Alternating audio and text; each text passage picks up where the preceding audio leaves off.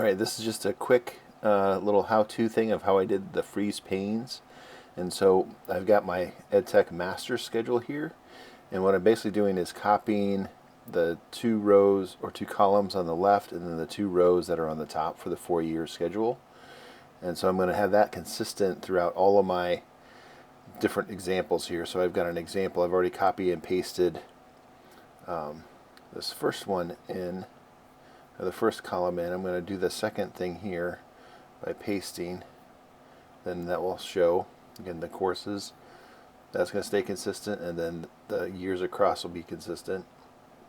And then what I want it to do, I want those to stay on there so I don't have to lose track of where I'm at. So I just click freeze. I click in this cell that is kind of where they would meet, the first point. And so I click freeze cells,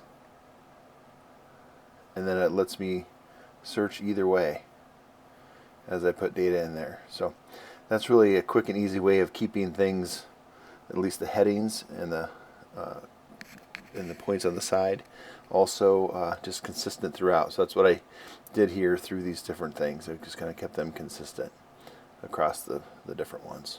So again, that's the example. We can fill in kind of the formatting, the colors and things like that as you move along, but this makes it really easy. In the next one, I'll show you how I did the special paste. So talk to you soon. Thanks. Bye.